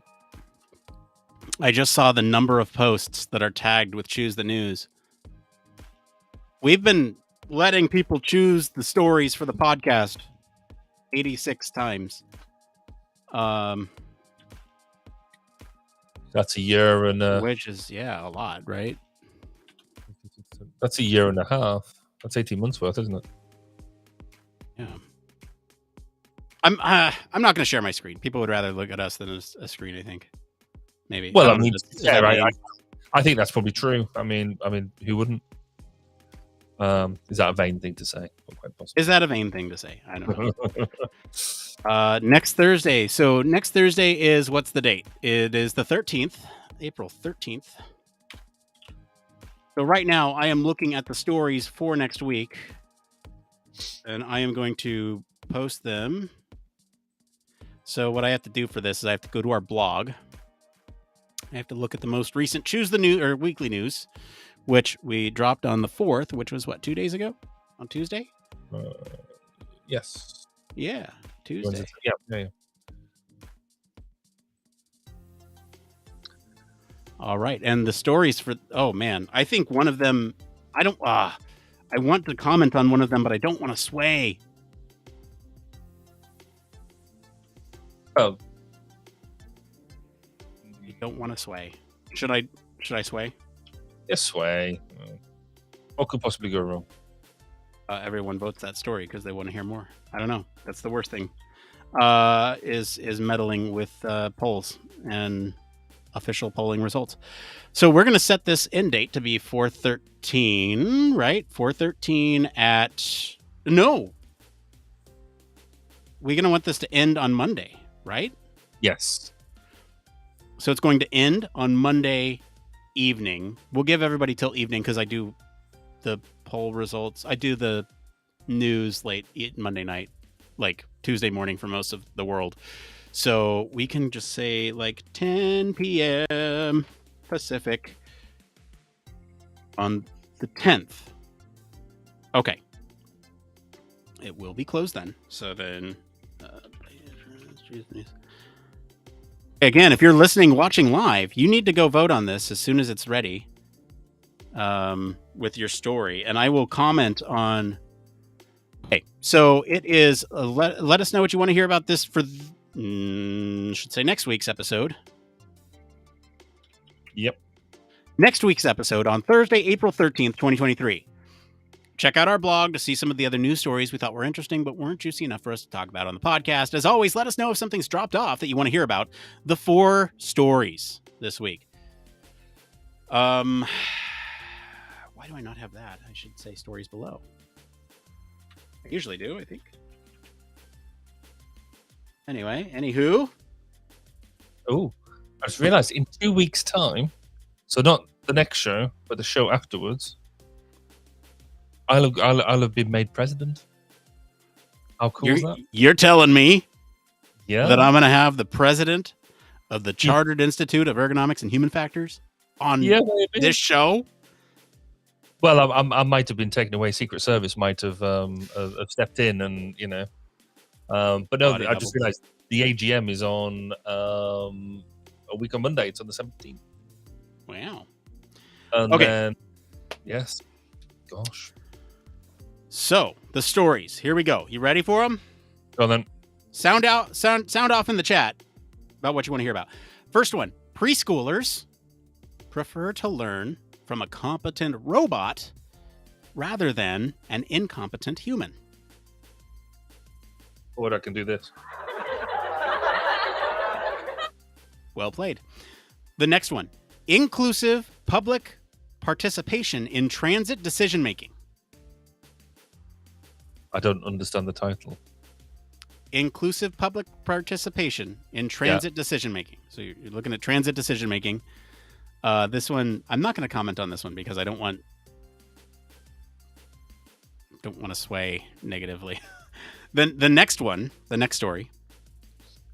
Kickstarter exoskeleton claims it gives the wearer superhuman abilities. Yeah, that.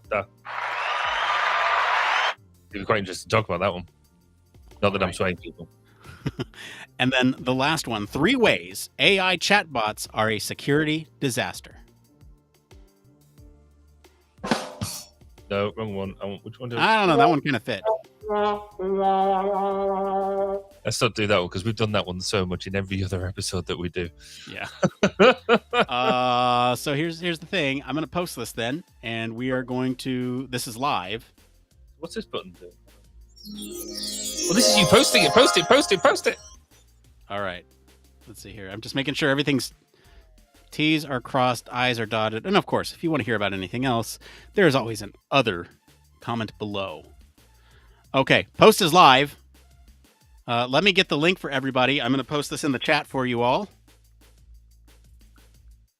Let's see here. Again, anyone, this is a Patreon link, but anyone can go and click on this link and vote in the poll. And I think it's across. So I think it's the chat has been pushed out across all channels. Maybe I'm not seeing it on LinkedIn, but I'll go ahead and post there. Cool. But you all need to go and vote on this now. So that way we at least have a couple of votes for next week.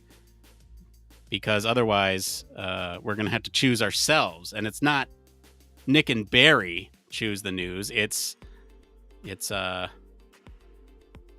unless they choose really bad ones, then I don't think we've ever done that. Have we ever had to? Because we choose the news. We choose to choose the news. So yes, I do choose the stories that go in to choose the news. So it's coming through a filter. And I'm looking at it from a perspective of like, what have we talked about on the show? What haven't we talked about on the show? I threw the AI in there because we've talked about it before, but it's from a different perspective. It's security. I'm inspired by your conversation with Jenny.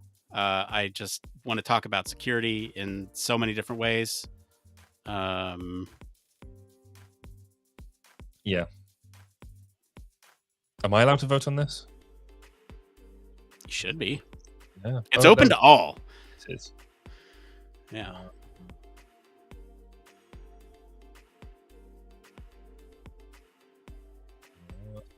Right.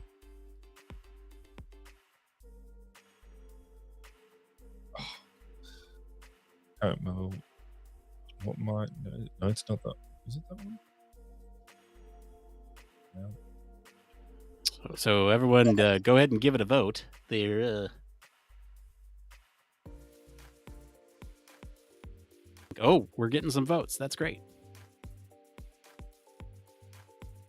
Oh, I'm gonna have to work out later. I can't remember what my Patreon sign-on is. That's not cool. Is it? I've got a new password manager, and so when you obviously take on a new password manager, then trying to get everything all synced up is a challenge. Depends on which. It depends on which one that you. Most of it is 99% of it is really good. I'm just having a couple of things where I've made it and not actually remembered to put it into it. Generally, I'm very happy with my with your new one. My new one, yes, very good. Do you want to give a shout out? I guess. I'd like to Keeper. Keeper. Okay. Keeper, and it's got really good. So it works on Google and it works on Edge, and you get an app, and so it works across everything really well. And but also because I'm doing it for my team, then it not only allows us to have if I wanted to share a password with you, for example, but actually you shouldn't share passwords because that's just bad practice. It allows you to share the password, so I could share the instance of the password with you, so you could use it, but you wouldn't actually see what it was. Right. Which is very clever, and I like that. But it's also very good at just rating the passwords that you've got and highlighting when things aren't very secure, and actually when you come to a change password process, it actually walks you through it in a very, very clever way, and in a very good way, and better than the one that we had previously. Oh, that's great. Yes, I think so. We've got 7 votes on this thing already. Really? And I mean, I haven't logged in to sway this yet. Yeah. Well, if you've got 7 votes, I can't sway it anymore. I've lost. No, you can certainly sway it. There's 2 of them that are tied right now. It's between the preschooler story and the Kickstarter exoskeleton. Okay, that's cool. This is amazing. We almost know what we're going to talk about next week on the show. Maybe this is the way we need to do it. Is whilst we've got people as a captive audience, because they're hanging on our every word as we talk about it, and they can see as they vote. This is the way that they should run elections: is to have all the candidates on a screen, and as everybody votes and it live ticks, then getting their live reaction as they do it, and they're like going, yeah, oh, that'd be cool. I think that would be so. I would love to do. You know what we could do? It'd be like seeing maybe I don't know, like an ex-president in court and seeing his reaction live to things being read out to him. That would be incredible. So while I don't necessarily agree that we should post it during the show or the post show, I think we should plug it for sure. We should definitely plug. We could do it in the pre-show if we did it the way in which we're talking about, because it will have gone live on Monday. Theoretically, this would have gone live on Monday. And we could then push out and say, hey, the poll is up. Let's go look at the stories, and we could do it right now.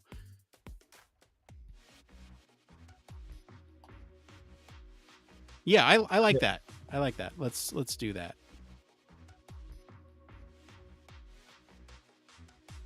There's some pre-show programming. Because I was quite with the Kickstarter one. I saw that came up on my Kickstarter recommendation. Oh yeah, and and I was very much drawn into that. I almost did it. And still tempted. It's over. But it was. Did it make the? It must have made the target. Oh, it way surpassed its target. Yeah. It hit.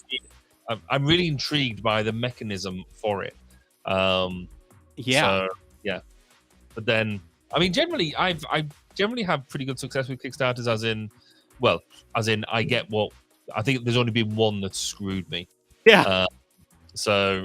And even that was. It was a shame. It was a game, and it would have been a really cool game if they managed to pull it off. But they were just. But in fact, my latest Kickstarter just came through the other day, and I played that. That was quite cool. So I've had one Kickstarter that I ordered like 10 years ago. Okay, this is 2013. Wow. Okay, all right, 2013. I kickstarted a perambulator. Okay. For those unaware, a perambulator is a device in which you maneuver in physical space, and it translates those motions into a virtual environment. Okay, and the way that this one works specifically is that it's a platform. It has low friction, so as you're walking in one direction, you're kind of sliding on this platform, and there's a little a little waist strap that kind of holds you in place. So as you turn, you're just held in place. They just released this thing this year. Oh, cool! But I requested my money back years ago. It was $700. That would have been cool. It would have been, but I have no space for it now. I'm glad I did it. Well, that is true. What am I? Is it? Oh, it is. In fact, one of the Kickstarters I got the other day was this, and so it's a really nice leather folio of being able to hold your stuff in, which I really like, but will never use because I just don't have any use for it anymore. But there we go. I'm trying to see how much this thing made. The Kickstarter. Yeah. Made over $1 million. Wow. I wonder what it must be like to be, because I've never been, I've never done a Kickstarter project as such. I wonder what it must be like to be, chuck your idea on there, because it's not, when Kickstarter first started, you could just chuck any old idea up there, and whereas now they're very properly crafted in terms of the way that they do their the advertising and all that sort of stuff. And but it must be that you took your idea up there thinking, oh, I want to make maybe $10,000, and then suddenly it starts going into, it doesn't just make that, but it properly takes off to right, $50, something that's high in demand. Yeah, I mean, there must be a level of just thinking they're going, oh,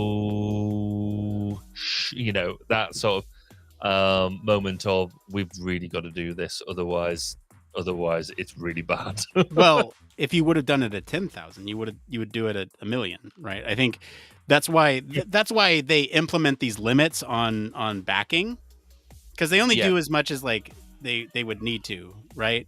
So but when you get a limit from, so when you when you get an overfunding like some of these have, you move from a technical problem to a logistical problem.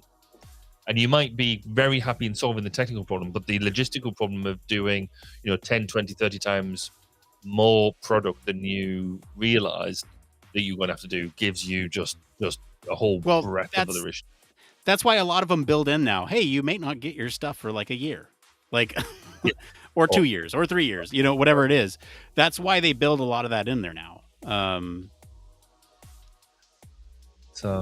Still amusing. Yeah, I haven't looked on Kickstarter in a while. I'm not cool story. Yeah, let's kick around Kickstarter. What's going on? How do you even get to Kickstarter? Let's see here. Discover.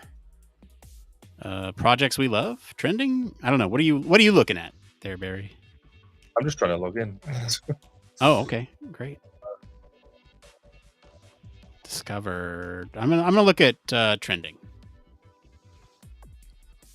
There's a bunch of games that are trending. Okay, like board games. Yeah, see, we tend to. I have a bit of a love-hate relationship with board games, because some of them. So we play a lot of them at home, and friends and that are way more into them. I have, in fact, we've just got one that I got a Kickstarter called Distilled, which, funny enough, is all about brewing, and so I really like it, and so I played it for the first time when I was on holiday last week, and that's really good. But then I got one a couple of years ago.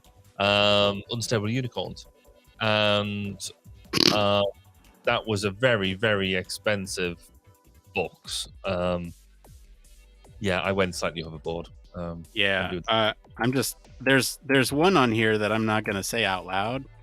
I'm going to send to you.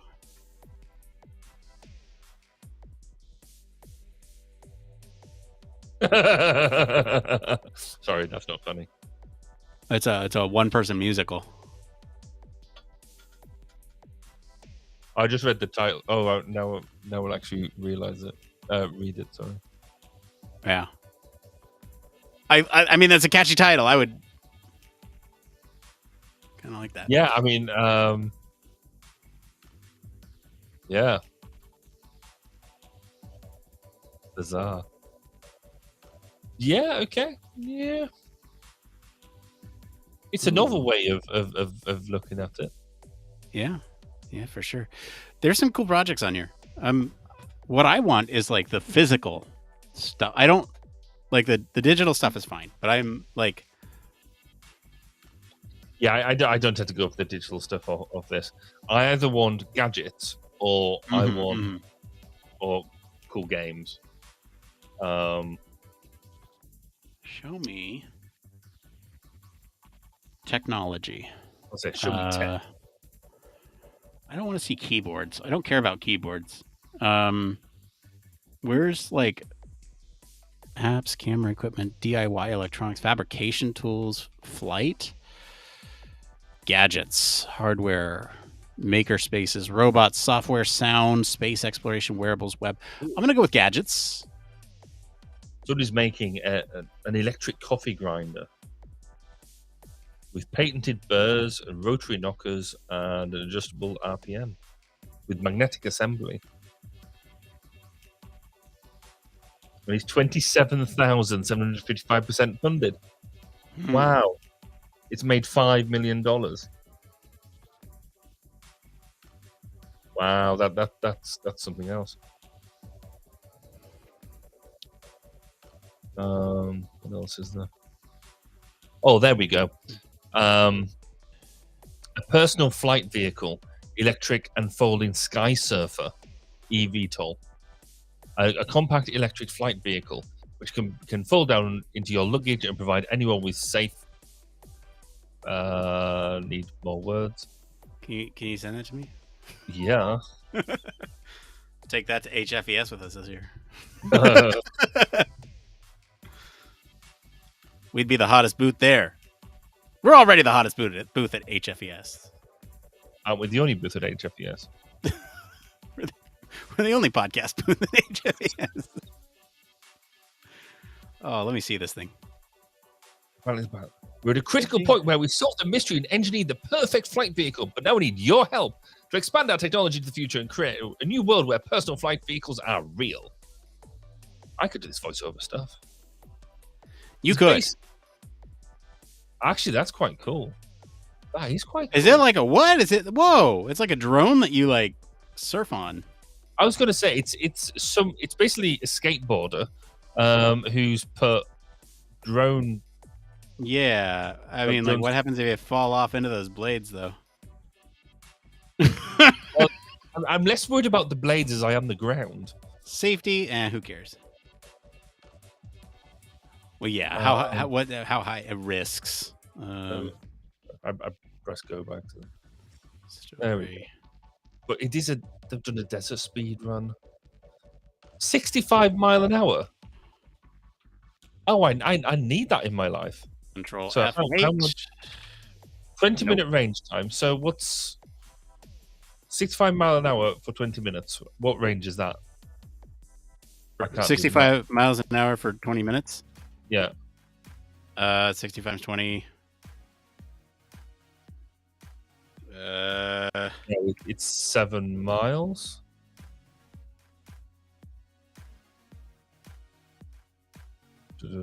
Oh wait, yeah. So 65 divided by. It's going to be about 10 miles, isn't it? 10 miles would get me to work. Wait, how do you do the math? Hang on, I'm now you got me all confused. Hang on, so you got 20 minutes. 20 minutes is a third of a. It's a third. It's. It must be. No, it can't be. A 21 mile range. Yeah, no, that's right. Yeah, because it's basically a mile a minute, and therefore, it's about 20 miles. So that get me to work and back. No. Right? No, I'd have to charge it and then get, and then. So you control F pounds weight. I'm not seeing anything on here. I don't think this would support byte. It would capacity all uplift is 500 pounds. Oh, okay. Where do you see that? It's about. So you scroll down to vehicle specifications. It's about a third of the way down, or just under a third of the way down the page. So you've got videos around. So you've got 2, 3. You go past desert speed run, and then you got vehicle specifications. There's a picture. Oh, I see capacity. Okay. Yep. Yep. All uplift. Top speed. No limit on altitude? Are you crazy? There really is a limit on altitude, as in you need air. Yeah. The upper atmosphere. Are you telling me I could go to space with this thing? Safety is just redundant. We just don't need it. How much is this? Oh, so it folds down into a small rolling travel case for easy travel, but that doesn't form part of it. Therefore, you can't take it. You can't take the box with you to where you're going. You get a shirt. You get what's a Pro Access card? No, you get an access. How much is the thing? I'm trying to find it. A year of gadgets. No, don't want that. Oh, flight training. Okay. Flight. No, I don't want to fly. I want full flight training. Attempt to take flight and pilot this aircraft. I don't want to take part. No, I want the damn. No, thing. I want it. Give me full. Oh, you can.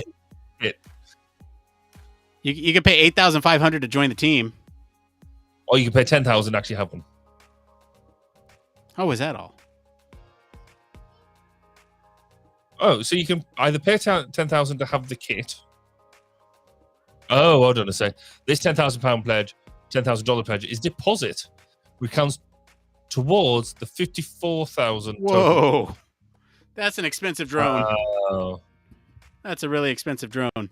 And that's it in bits. Because if you want it complete, ready to go, you pay $10,000, and that is counts towards the $74,000. And that's discounted from $89,000. Wow. This is more expensive than a car. Have you seen how many they're actually doing of them? There's only two.